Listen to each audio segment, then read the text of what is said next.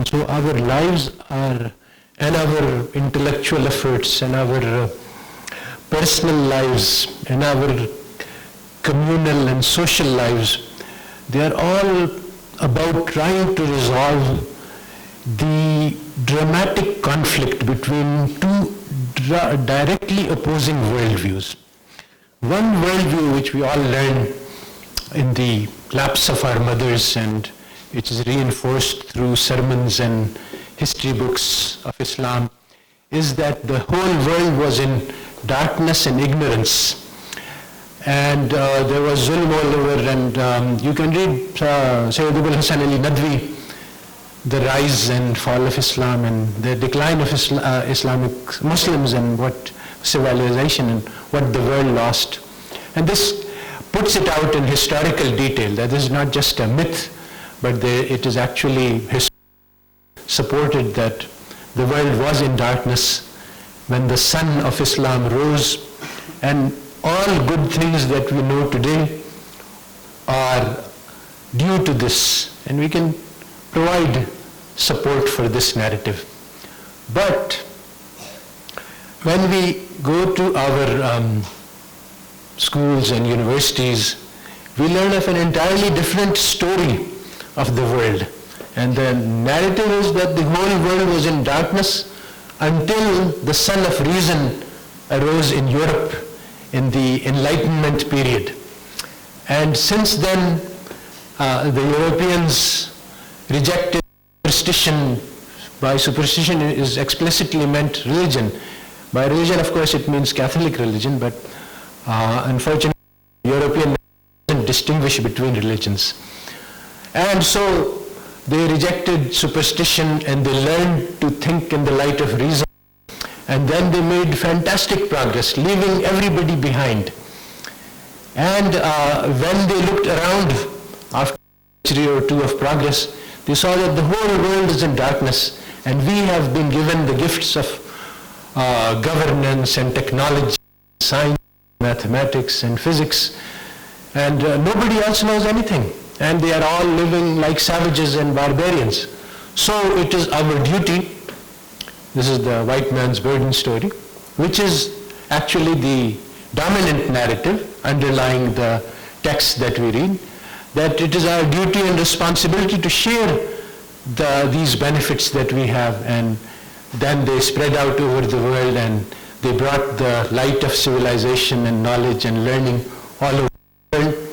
And now, the only path to progress that we have is to acquire the fruits of knowledge that the West acquired over 300. So we are behind them, and so now the question is, how can we square these two apparently absolutely conflicting narratives? And so many people have tried, and many people have failed. So the standard sort of way that is used to put these two conflicting and incoherent narratives into conformity is to say that, Islam teaches us to pursue knowledge from wherever it comes, whether it's in China or in Rome. This does not matter. And the Muslims forgot this principle of Islam, and so we were left behind in the race, and the West progressed, and today we have to adhere to Islamic principles and acquire this knowledge so that we can come up in the ranks of civilization. And so today, the only path to progress is to acquire the knowledge that the West acquired in the past 300 years, which we have, which is also our religious duty. But this is the project which underlines the idea of Islamization of knowledge, because when we look at that knowledge, it is dramatically opposed to Islam.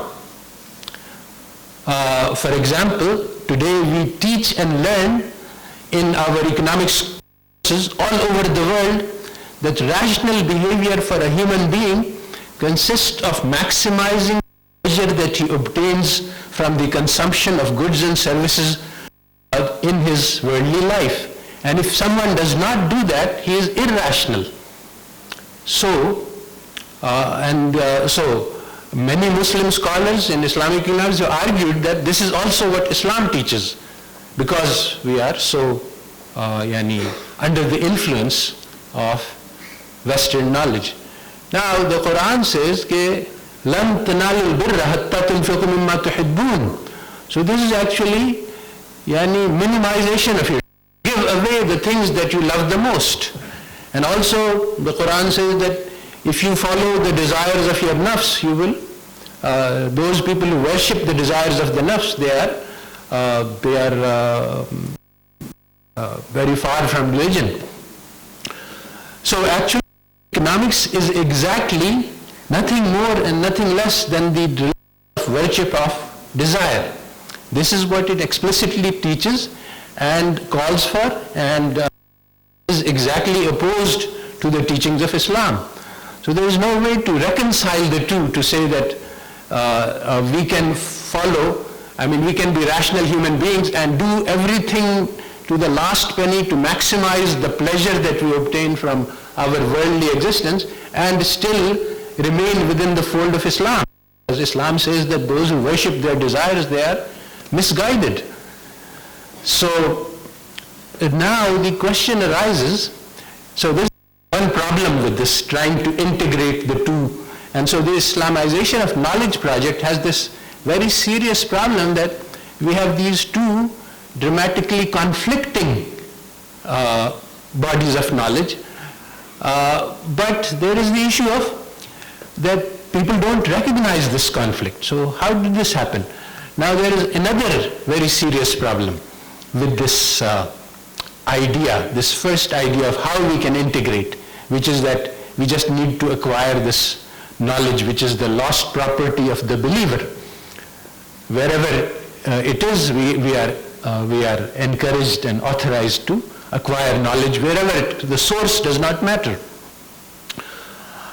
The Quran, one of the last verses was to be revealed was Al-Yawma akmaltu lakum dinakum wa atmamtu alaykum ni'mati wa raditu lakum al-Islam deena. So the Quran is, Allah Ta'ala is saying, the Quran is my greatest gift to mankind. And this word atmamtu alaykum ni'mati, so atmam, tamam, and akmaltu, akmal, these are words which translate to perfection and excellence. And so, greatness. So what we have is that Allah Ta'ala gave a message which was perfect and complete and most excellent and the greatest gift of mankind, and it did something which history documents, that it took those people who were the most ignorant and it made them leaders of the world, and it created a civilization which lasted for 1,000 years in terms of its global influence. So the question is, this is the question that we must ask. Is this message still complete and perfect, or has it lost its glory? It is no longer complete. It is no longer sufficient for our guidance today. So the answer which most Muslims today give to this question, whether explicitly or by their actions, is no, it is no longer complete. It is no longer perfect. Today, unless we supplement by the knowledge which has been acquired by the West in the past 300 years, we cannot benefit from it. So this is a real serious problem, because Allah Ta'ala says in the Holy Quran that this gift that I have given to you, let be rejoice in it, because it is much better than anything that anybody else can gather. Whatever they acquire, the others, it cannot match what you have been given in terms of the Quran. But today we do not believe that. Today we believe that what they have been given is superior to what we have. So this this is a riddle and a puzzle. Is it really true that the Quran, which was sufficient to lead those people, we should think about the history. The Arab Bedouins, they were backwards and ignorant. They were living in period of Jahiliyyah. They were at that time the most backward civilization on the planet. And it was not that there was no science and technology available. At that time the pyramids had been built. The Chinese had a lot of different technologies. The Iraq had a lot of different technology and science. So did the Prophet come and tell them that go and the fire-making technologies of the firecrackers of the China and the paper-making technologies and the carpet-making skills of the Russians and the chandeliers and the Egyptian advanced engineering which allowed them to place the pyramids in a line which even modern engineers marvel at, that they cut these slanted blocks of wood, of concrete, of stone, and the angles are perfectly aligned. There was an article in Engineering magazine that today we know how to do that using laser technology. We don't know how the Egyptians did that without lasers, because today we cannot do that. So all of these things were available, but we can look through the Sahaya Sitta and we'll look through the Quran. We will not find any mention of this. We will not find any mention of how to align stones with lasers, nor of chemistry, nor of physics, directly anyway.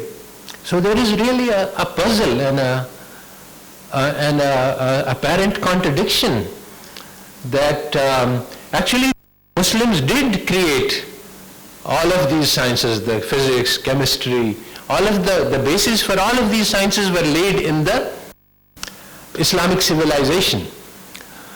So there is this dramatic conflict between these two narratives. How can we square this? Well, I think that the basic problem is one that Allama Iqbal mentioned, that khira na kar saka mujhe jalwa-e danish-e-farang, surma hai meri aankh ka khaki Madina and Najaf.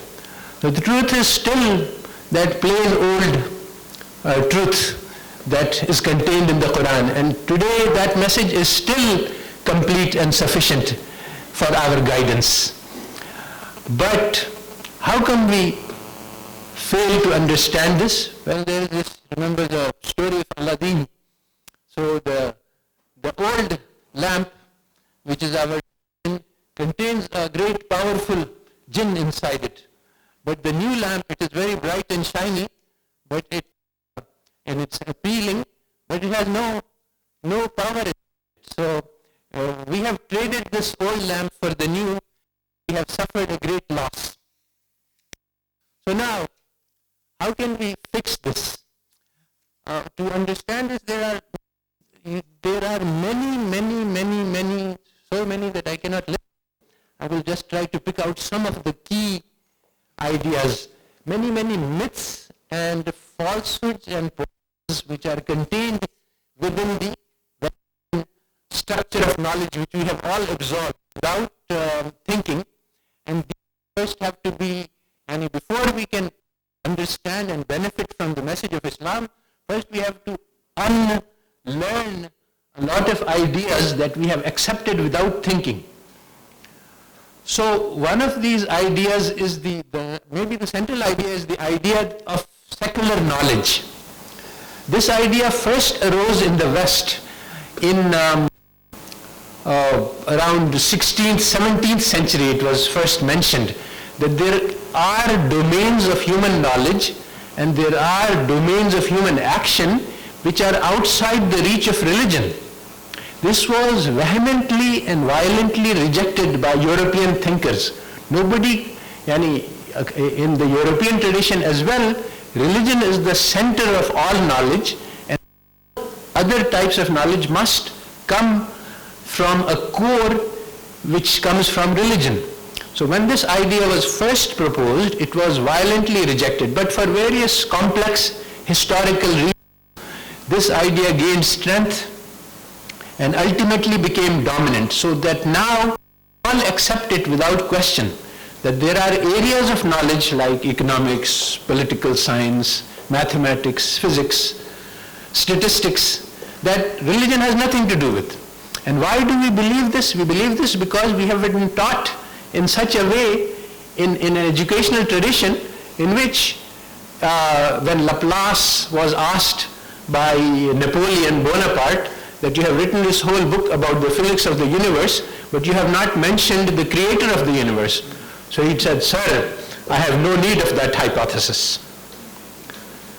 So we have been taught by books which have no need to mention God. So we can discuss all about economics, about the production of goods, the distribution of goods, the marginal product of labor, fairness in distribution, without ever mentioning anything about the creator of the universe who has manufactured all of these blessings for our use. So the way that we have been taught is very deceptive. We have been taught that there is such a thing as social science. Now, social science, what does it mean? So science means the study of human beings, societies, human behavior. So as many European experts have explicitly recognized, social science is actually a study of European historical experience. They look at their own history and they derive lessons from this history. One of these lessons is that religion is very harmful. It causes fights. For 300 years, Europeans fought each other, Protestants versus Catholics, and they were very dreadful battles, very ruthless, very violent, very barbaric. So the European history teaches the lesson that religion is equal to barbarism and superstition, and it causes people to fight. So we should not use religion as a basis for negotiating with each other. Now this is not the lesson of Islamic history, but for various other reasons which basically once Europeans abandoned their religion, then they had, this caused a severe trauma.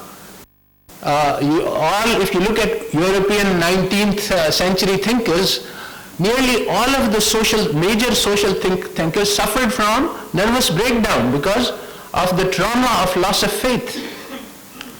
Durkheim, he says that suicide is the only question. You see, once God is out of the picture, then human life becomes completely meaningless.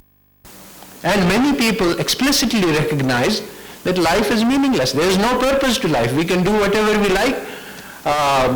The most beautiful statement has been given by Bertrand Russell. I don't have that. Regardless of what you do, regardless of whether you're heroic or cowardly, regardless of tragedies you suffer, nobody is watching. Nobody cares. This universe is cold, cruel, and harsh, and we have to get used to it. So this fundamental problem of meaninglessness of life, this led to the development of the elevation of science as the new religion of man, and of course of life in this world, trying to get the most. That's where the religion of economics come from. Why is economics not a part of Islam? Because economics is just a subsidiary. This is what Karl Polanyi said is the great transformation, that previously in European society, markets were subordinate to the social structures. But later on, markets became the driver of society, and all the society became embedded within markets. So the transactions, so basically economic thinking became upside down, and the transactions of the marketplace became central. Science became the sole source of valid knowledge. This is so once science becomes the sole source of valid knowledge, then social sciences attempted to imitate science. And so science is universal. The law of gravitation works the same and in Pakistan, and it works the same 2 centuries ago and the next century. So the social sciences pretended that the laws that they were studying are of universal application, even though they were developed only in the historical context of Europe.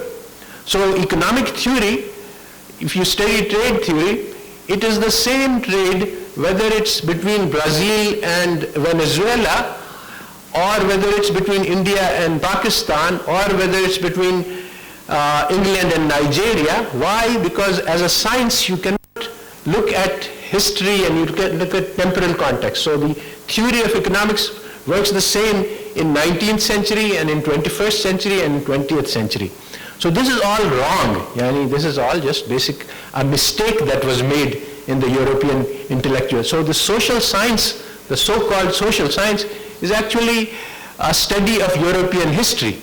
And now once you understand the nature of social science, then it becomes possible to say, okay, they derived these lessons from their history. Let us look at our history and let's look at the lessons that we will derive.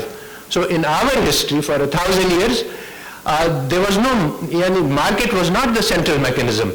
It was social responsibility. All of the children of Pakistan are our children, all of the children of the Ummah, and it is our responsibility as the adults to make sure that they are educated. So this idea that the child must come with money in order to buy an education, this is completely alien to Islam.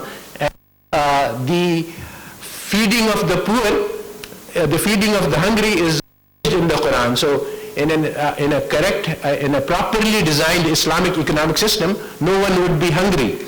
And this would be the central problem. Now if you look at the formulation, the way economic theory is formulated, hunger does not even receive a mention in the textbooks. So obviously the Islamic approach to economics would be radically different from anything that currently exists in Western textbooks. So let's conclude here. Thank you.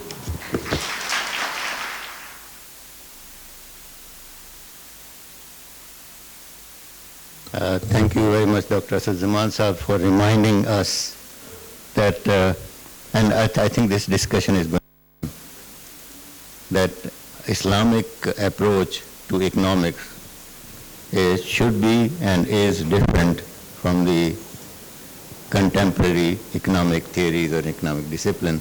I think that these two different approaches must have raised some questions. So we'll take a few questions. I don't know how long we can go. How much is the time? How much time is it? Quick and brief. Yeah. So my question and comment is directed to Professor Dr. Asad Zaman. Thank you so much for your insightful discussion. First is,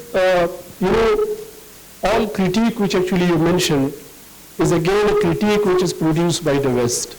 So all scholars, starting from Foucault, Michel Foucault, to Edward Said, to Polanyi, and any other critics that you mentioned actually. So I think there is still a conflict in your, and contradiction as well, in your own approach to this, that on one side, you are actually recommending that knowledge production should be indigenous, should be decolonized, and shouldn't be taken from the West.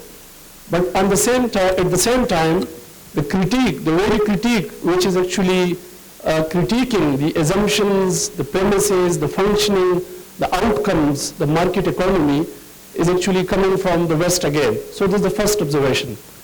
Second is, I think Christianity or the Christendom in Europe, they never rejected, I think, Christianity per se.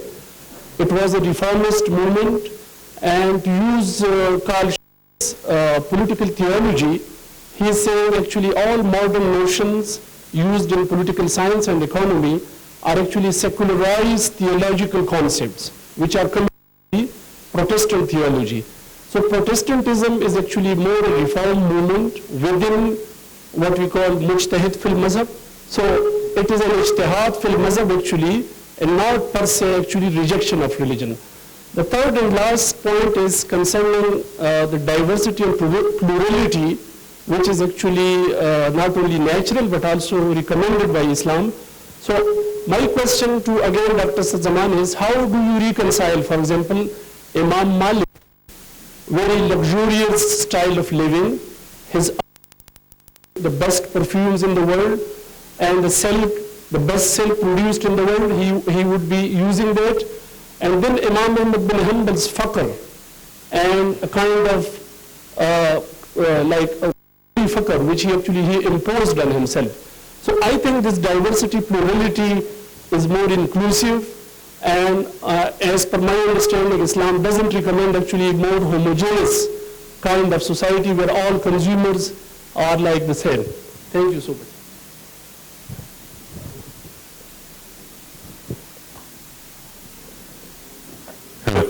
So, Dr. Zaman, I want to congratulate you for illuminating talk. It's the best talk I have heard in Pakistan since I arrived. You have shown clarity, understanding what the real issues are. Is whether we stand looking ourselves in the values of the West, or we our own values.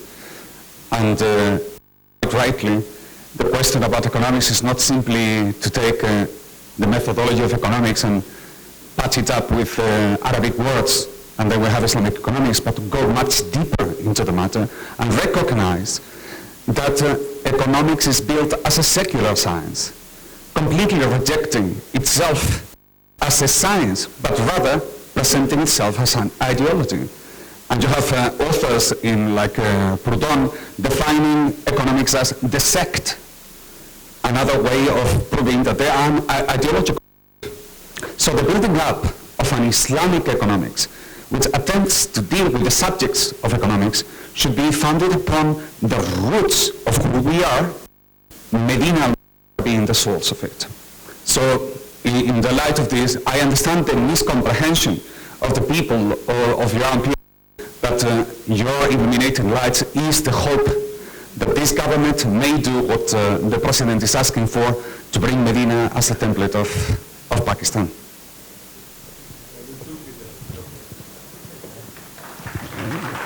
Thank you.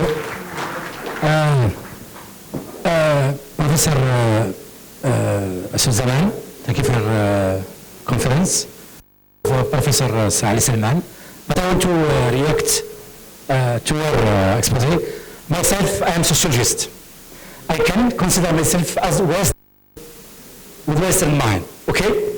I believe that science and technology and even economics, but I think there is no contradiction between I'm from Muslim family, Muslim myself, and I think economics and rationality of economic technology, it is, I think we have to distinguish between two spheres. There is the sphere of the great society and the sphere of the family and the community. Economics and science and technology, it's for the great society, for everybody. But of solidarity, of love, of sacrifice, of charity, of alterity, it is applicable in small family, small community. I know that you have understood that difference here. It is Friedrich Hayek, because it is distinct between the great society, ethic of a great society, and the ethic of small society. And the great mistake of socialism, that they want to apply the ethics and science, the ethics of the small community family for the whole society. And I think, as Muslim, I think it's okay. We can reflect as Western, as I said. Even I think Ibn Khaldun it was Westernized before the West. Ibn Khaldun and Ibn Battuta, it's okay. It is continuity. I think myself, as living in North Africa, close to Europe, I think there's no problem for me. No problem. In the markets, I selling under the market, real prices, and in family